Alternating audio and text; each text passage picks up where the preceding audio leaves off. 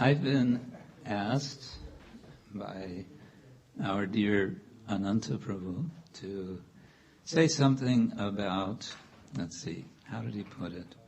Something about, in relation to the marathon that's going on, the preaching marathon, the book distribution marathon, but in the context of community, what we all have a vague sense of being part of community, spiritual community, yes. Spiritual community is a good thing. It's present in some unclear form sometimes. So I'll just maybe say a few disorganized points, because today, as you heard, was a little party, and so it's my day. I can say whatever I want.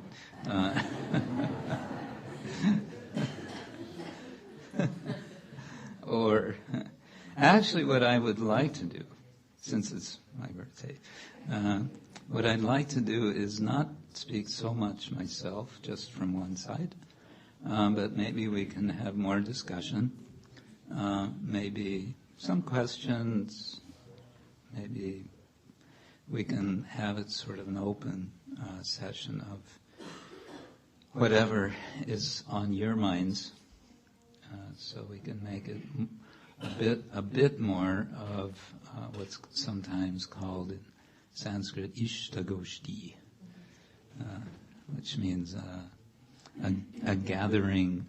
Literally it means a desired gathering, or it means a gathering for praising the Supreme Lord. But I'll start with Krishna's words in Bhagavad Gita from chapter 3, verse number 20. Om Namo Bhagavate Vasudevaya.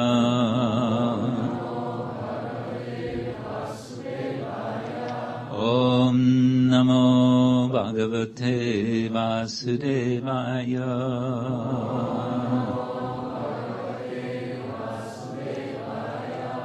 Om Namo Bhagavate Vasudevaya.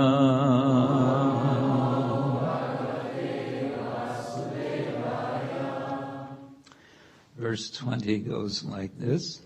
Karmanaiva hi sangsiddhim.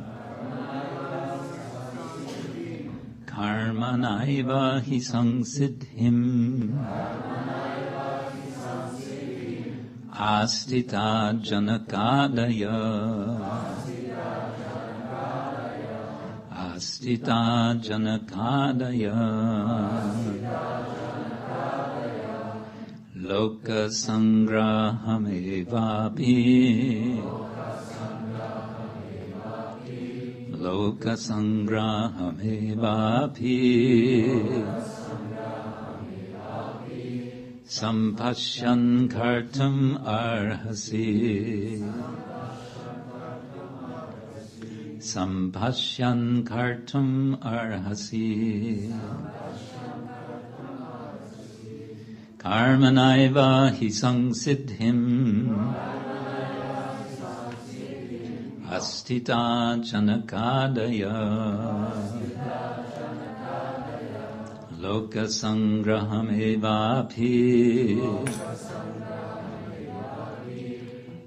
Sampashyan kartum arhasi. So this verse is part of a discussion that Krishna is elaborating about karma yoga, and he's leading into a discussion about examples of persons who act in a certain way for the benefit of others. And, hold on here. I want to get Srila Prabhupada's translation. Oops. Slow down.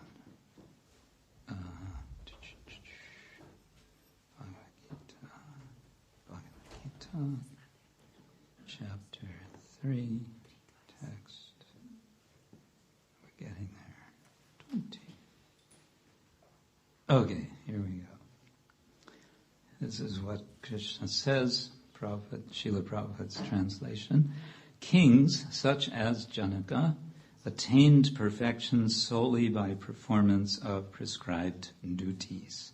Therefore, just for the sake of educating the people in general, you should perform your work. Okay.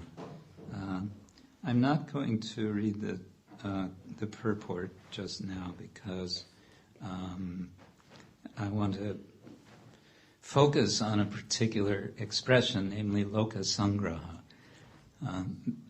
As I said, this is within the topic of karma, talk about the performance of duties and the idea that we have duties and we have to perform them. And we cannot avoid action. This is all drawing from a kind of debate in the tradition about how to become free from karma. And the idea for some people is, well, I'll just stop acting. I won't do anything. I won't create karma because I'm just going to sit in one place and just sit and not do anything. But Krishna says, sorry, that's not possible. Even your sitting and doing nothing is doing something. You're becoming as much implicated by your non-action as by your so-called action. And so this conclusion is coming that we should perform activities, karma, in the spirit of duty. This is what I am supposed to do. Now when we talk about supposed to or should, then we're in the realm of ethics. We talk about what should be done, what I should do. And we all ask ourselves in the course of our lives many times, in the course of a day, what should I do now? And that should, that sense of should comes from a sense of obligation. I should do something because there is an expectation from someone. And one of the basic ideas in what's called the Dharma Shastra of India, there are many Dharma Shastras. The one we are most familiar with is the Manu Samhita, but there's, I think, 18 major Dharma Shastras, at least theoretically. And the basic issue in all these Dharma Shastras are giving laws. They're sometimes called the law books of human beings. The most basic issue in all of these books is the idea of debt. That as soon as we're born, we are indebted. We have obligations. We have obligations to our parents, to our ancestors. We have obligations to the sages for giving us Vedic knowledge. We have obligations to all living entities for making our well-being, our life livable. And then the question becomes, how do I pay back these obligations? And the answer is by action, karma. But then, on the other side, comes this problem. But if I do action, then there's going to be some implications of my action, because in order to do some action, in order to pay back this debt, I'm getting in trouble over here. I take from, someone over here to get something to give to this person. Now I'm in trouble with that person over there. And so how to balance all of this? This is a big issue in Vedic philosophy, and therefore also in the Gita. And so what Krishna is explaining in this chapter is the way out is by karma yoga, whereby yoga means to make a connection, a significant connection, a meaningful connection with God, with the Supreme Person, with the source of our very being, and also with that person who will be explained in a later chapter, the actual enjoyer of anything. But before getting to that point, you could say, of thinking in terms, that's more on the bhakti side. I'm giving for Krishna, or I'm doing for Krishna. On the more karma yoga side is the idea, I have a duty, I have obligations, so how am I going to pay those obligations without getting further implicated, without getting into more trouble with my karma? So the basic solution that's being given in this chapter is you have to perform sacrifice. And sacrifice means giving up something. And then there's so many ways to do sacrifice, and that'll be explained also in later chapters. Krishna is actually very broad-minded. He says you can do all kinds of things as sacrifice. One of them that I find a little amusing, Krishna describes the sacrifice of breath, where you breathe pranayama, basically, but you practice it in such a way that basically you can give up breathing altogether. Sacrifice your breath. No more breathing. Sounds like fun, huh? Thank you. No, thank you. Here, Krishna's saying something very significant with the term loka sangraham. He gives an example of a person, Janaka. Actually, many kings were named Janaka, but we associate it generally with the father of Sita. Sita's father was also named Janaka. So Krishna says, Janaka Adaya, Krishna Adi, beginning with Janaka. There have been so many kings who have acted in the spirit which Krishna is urging all of us to take, and that is for the purpose of loka sangraha. What means loka sangraha? Loka can mean people, and it can also mean planet or realm, a place where many people are. Here I would say it means something like Volk in German. You have the word Volk, das Volk. The people, yeah? For the people. And sangraha, graha means holding, bringing together, and sam means together, and it means complete. So complete bringing together of the people. In other words, for the purpose of creating community. That's one way of understanding the term loka sangraha. That the king is acting for the community. Of course, that's what all the politicians say, isn't it? Yes, I am acting for the community. If they would actually do it as they say they're doing, things could be very nice.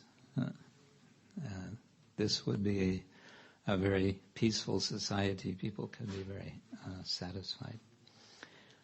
For the most part, they don't really understand these principles deeply, although some idea of it is there.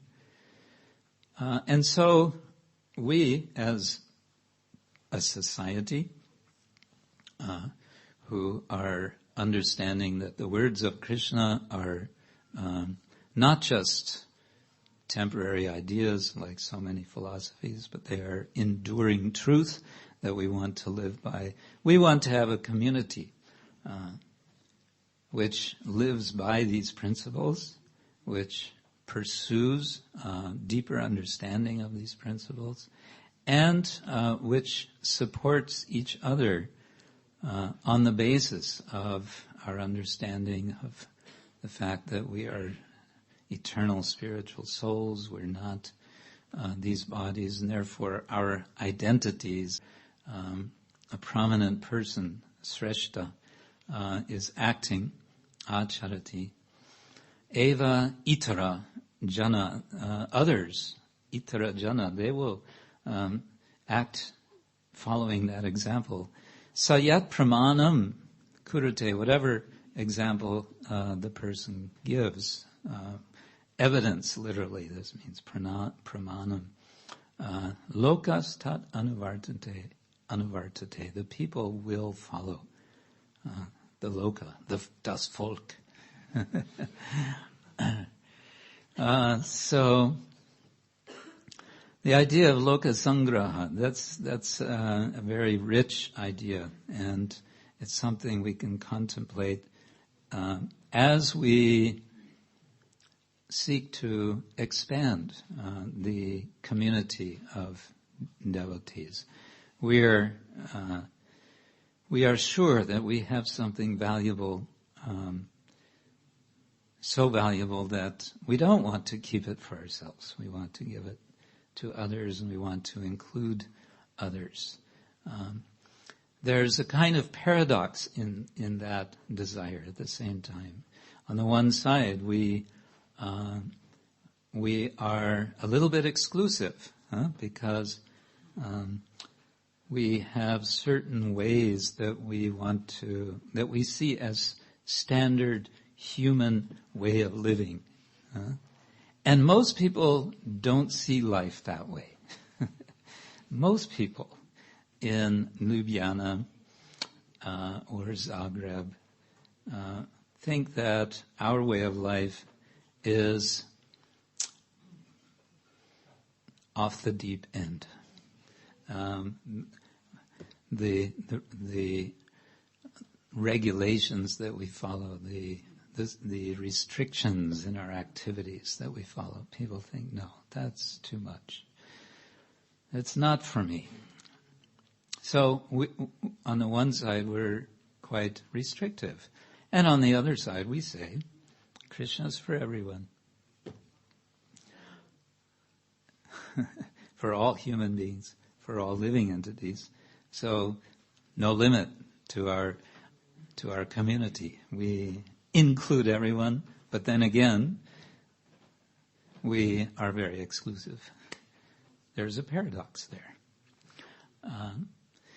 And Chaitanya Mahaprabhu's Sankirtan movement is, in a sense, the solution to that paradox. It is, we distribute the fruits of love of God that Sri Chaitanya Mahaprabhu provides.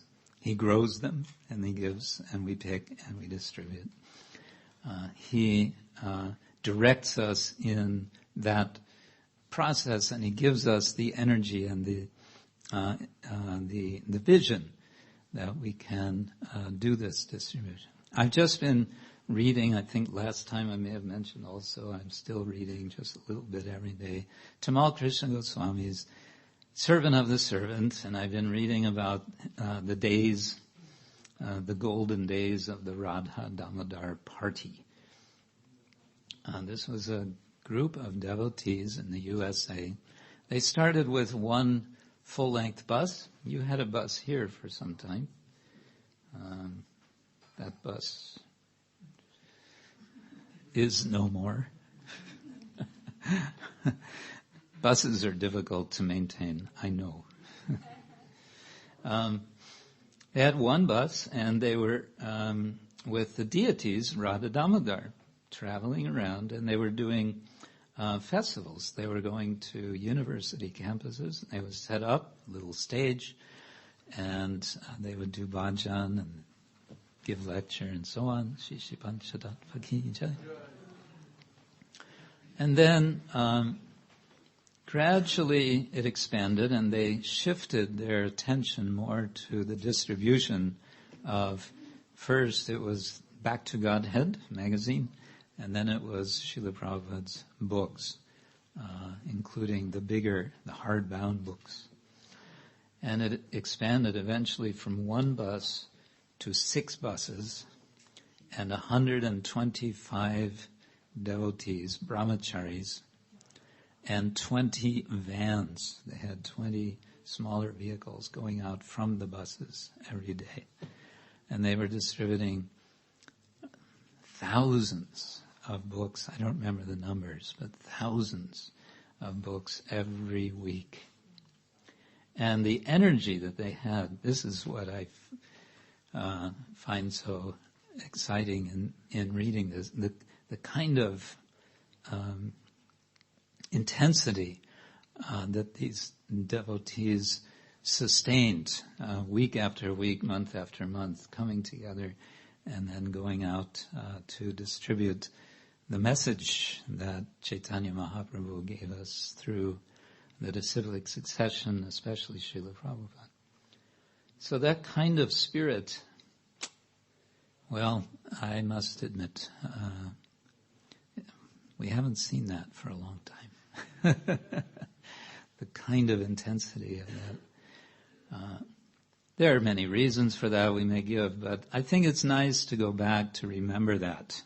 And so I'm just sharing with you that you may also want to read such book as this. There's a whole new generation. There is a generation after a generation. There are 2 generations since the time of the Radha Damodar party, and that was in a whole other continent. This is Europe, this is Slovenia. There are still many people, believe it or not, who have never heard of Krishna. Imagine that. Is that a good thing? Not so good. No. So, I think it's nice to reflect on this. We may not be the ones who go running around in the freezing cold, but if we can think, how could I be somehow instrumental in getting this message, this sublime message, to others? If we think, what could I do with all my limitations, my duties, my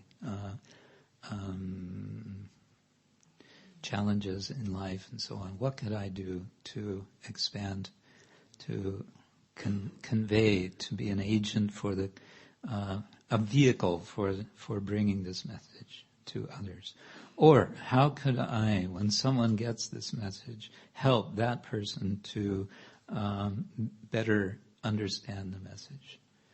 In other words, how could I do the business of the community, the essential business of the community, which is Lord Chaitanya's movement, Shishi Panchatattva's mission? How could I do that? Well, I've already talked longer than I intended. I wanted to keep it shorter than that. These are just random thoughts. As I said, maybe there's some question about, doesn't have to be about whatever I've just now said. Any other topic you want to raise, we can maybe consider. Yes, Raso Dadi Hari.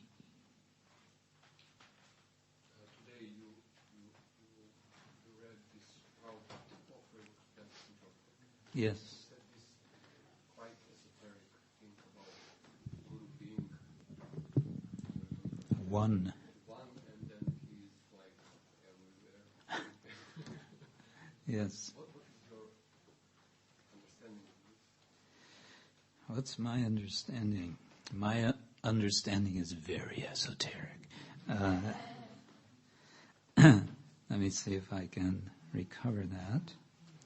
Where did I have it here?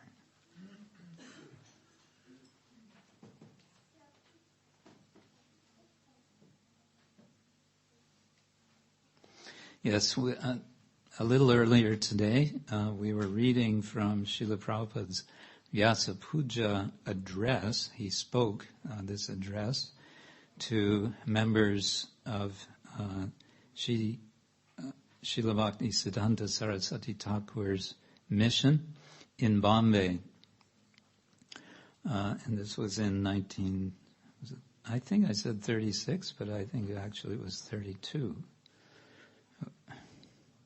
Well, now I'm curious.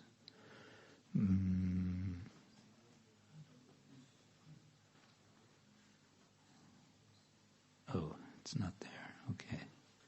In any case, here's the statement that we're talking about. Srila Prabhupada said, "There does not arise any question of discriminating my guru from yours or anyone else's. There is only one guru who appears in an infinity of forms to teach you, me, and all others." An infinity of forms. Shall I read that again? "There does not arise any question of discriminating my guru from yours or anyone else's. There is only one guru who appears in an infinity of forms to teach you, me, and all others." Okay, well, first thing I would say is this is one kind of statement about the guru, which if we would look elsewhere in Srila Prabhupada's writings, we would see there are others which, in a sense, give a different perspective. That it's not that Srila Prabhupada is saying one guru means it's an impersonal kind of a truth. It's not that there is the guru in some sort of impersonal sense. No, there are so many gurus. Actually, he's saying there are an infinity of gurus, but he's saying one guru in an infinity of forms. It's a little bit subtle, but I would just say it like this, that the guru has one message. And that can be expressed in so many different ways. And it can be discerned, it can be perceived as being given by so many different sources. So in the Bhagavatam we have the story of this Brahmana. It's in the 11th canto, that he has 24 gurus. But what are these 24 gurus? They are different phenomenon of nature. So he learns from a mountain, he learns from a bee, he learns from an arrow maker, he learns from a prostitute, he learns from many different persons' phenomenon. And he refers to them as gurus.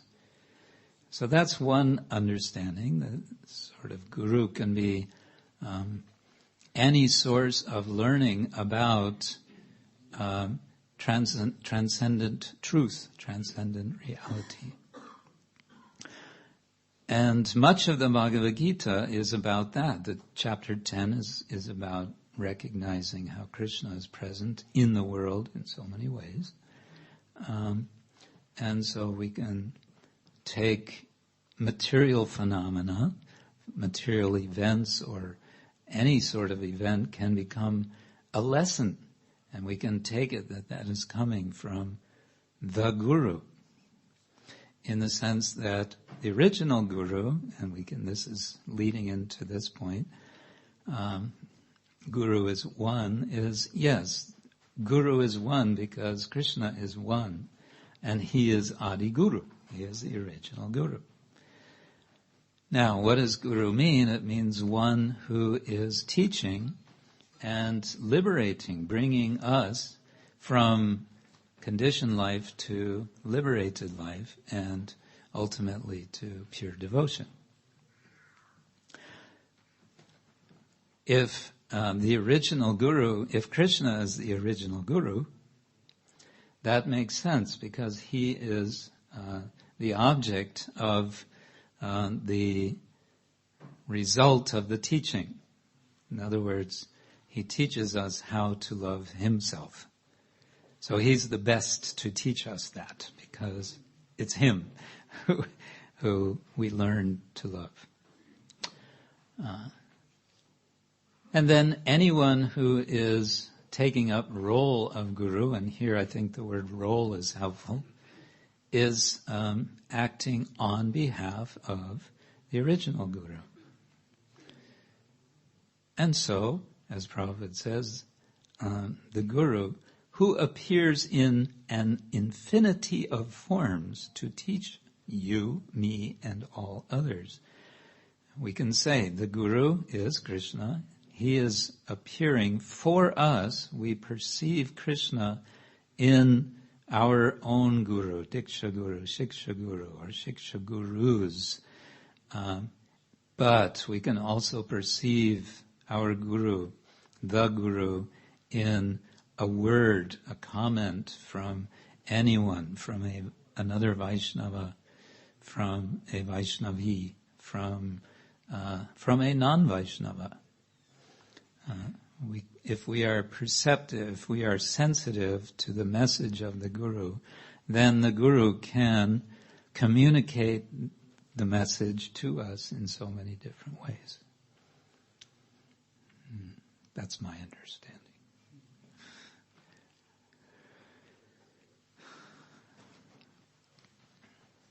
Yes, Edith. Hare Krishna. Hare Krishna Maharaj. Thank you for this lecture. You're welcome. You mentioned spiritual community, how to build it up, like Radha Damodara community in the time of Sri Krishna Swami. How can we develop this feeling that we want to belong to spiritual community, and how to build it up?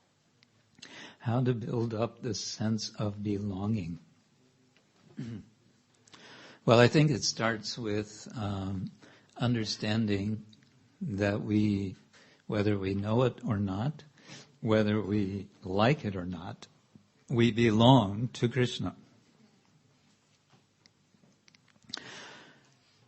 And start with that starting point, then we can understand others' needs to feel that they belong.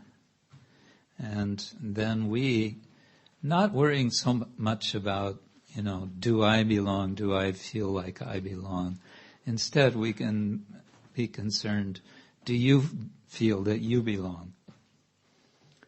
We can be more concerned with others' need.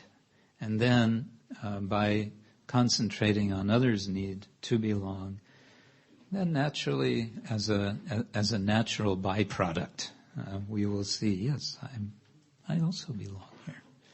This is where I belong. Where else would I be? If I weren't here, where would I be?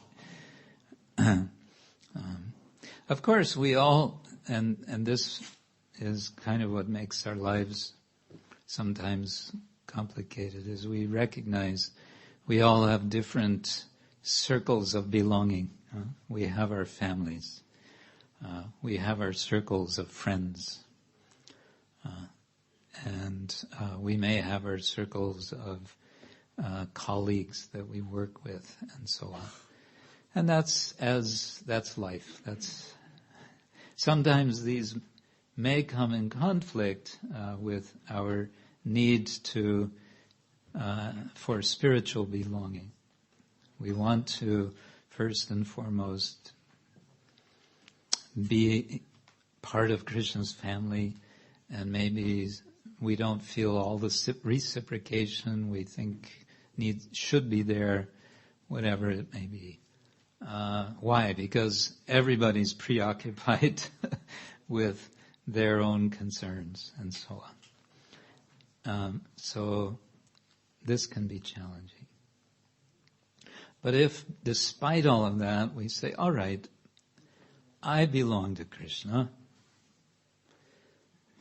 So essentially my problem is solved from the get-go. I belong to Krishna. And I remember one of our leading devotees, when I was in Amsterdam, he used to say, we should feel that even if everyone else goes away, I will stay here. I will stay with Panchatattva. Maybe everyone else goes. Of course, that's not a happy thought. We want everyone to feel at home. But if for some reason, no, that's the way it is, I will stay. So that, as the basis, I belong to Krishna. I think this is, if we can be clear on this point, then everything else develops out of that principle. And it's all about caring. Community is about caring. Caring means I may have this or that problem, but I care about others. I care about others' welfare. I do what I can for others. I listen to others. I'm open to others' needs and so on. My needs are secondary, others' needs are primary.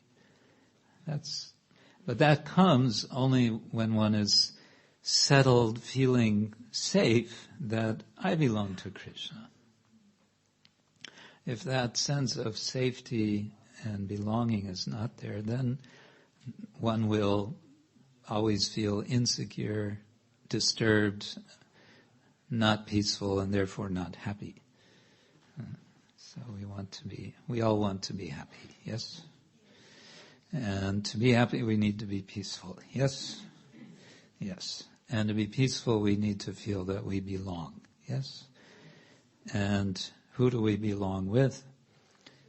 Krishna, yes. Is that okay? It's a big subject. I think much can be said about community development. But a lot of it is just kind of common sense. There's, just a matter of, sometimes we're not very much in tune with basic common sense, which is that we all have many sorts of needs. We all have spiritual needs. We also have social needs. We have physical needs, psychological needs. Bhaktivinoda Thakur talks about this. And just to acknowledge this about ourselves, first of all, and then we can acknowledge it in relation to others. Then we can, interact nicely, and we will like to be with other devotees, and they will like to be with us. And then it's nice.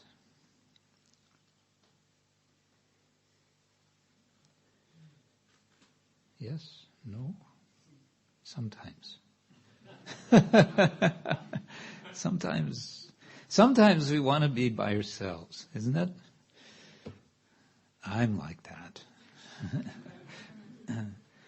And we need our space also. Not that we're, always in Grand Central Station. Sometimes we need our own space. And that's okay too, and that we should also respect others, to have their space. We each need our space. Some need more. I need lots of space. Sometimes. But we have both needs. We need to be separate, and we need to be with others. We need community, and we need a sense of separateness. We need both. It's all part of being human. We are not herd animals. Herd animals like sheep or reindeer. We're not pack animals like dogs and wolves. We are human beings. So we like to be with others, and we like to have our own space.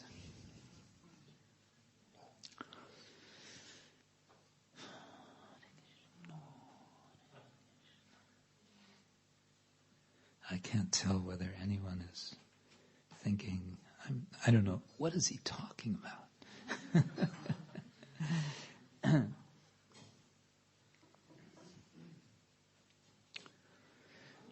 Let's see, it's 5 to 10. What's our schedule? Kirtan? Should we have Kirtan now? Or is there one more question? Yes, I have. I should have known. Actually, it's not a question. Oh, it's a comment. It's idea. Idea. Yes. I saw the devotees in Hungary make a book. It's not a big book. It's a book about Bhakti Yoga. It describes everything. Why, what we are represent, who is Krishna, our festivals. So I was looking for this copy in English to translate in Croatian, but they didn't have. This devotee didn't bring me. So my idea is, we have books like Perfection of Yoga, Perfect Questions, Perfect Answers, We have many books. Science of Self-Realization, but we need, it's my idea, it shouldn't be accepted. My idea is that we make something to represent, like publicity book. You know what I mean? It's, who is Krishna, why we believe in Krishna, why we don't believe in other avatars like, something what to represent us, not like best religion, but to give opportunity to people to understand something about personality of Godhead. Okay. So this is my idea. I spoke with some devotees in Zagreb, and they said, no, it's not necessary. But why? Because some people don't understand philosophy so much. So we have to first give some basic understanding. Yes, then Okay. they will say. Good. Thank you. Could be a good idea. Like you wrote Bhagavatam for the students, Yeah. something like this. Yeah. Well, on that sort of note, I'll share my idea for Sunday feasts. Sunday feast programs. I may have already mentioned it, but anyway, I'll do it again. I mentioned it to Konteya Prabhu a few weeks ago. He is one of the main promoters of congregational preaching in ISKCON. And he liked it, and he said he's going to include it in his seminar on the subject of the Sunday feast. And that is that we, you're going to laugh, that we have name tags. Name tag. My name is Krishna Kshetra Swami. What's your name? Oh, okay, such and such. How many of you here know the names of all the devotees here right now? Anybody? Who knows 90%? No? Who knows 75%? Okay, 2 or 3. Who knows 50%? Okay. Who knows 20%? Who knows 5%? If you know 5%, would you like to know 10%? I don't mean to put it in percentage numbers, but would you like to know more people here? What could make that possible to know more people?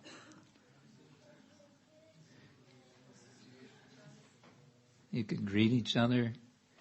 One way that it might be easier to greet each other is if everyone had a name tag. I'm serious. They do this in America, in American churches. I've seen it.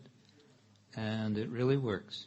People really get to know each other because everybody knows everybody's names.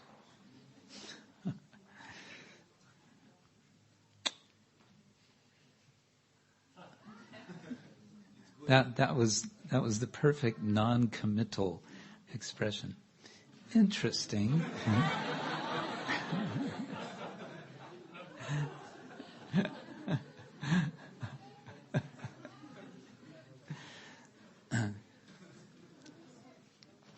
Usually what I get is the temple leaders say, "Oh yeah, very good idea."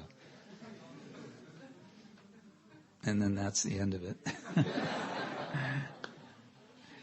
Anyway, so that's my little suggestion for the day. All right, thank you all very much. Srila Prabhupada ki jai.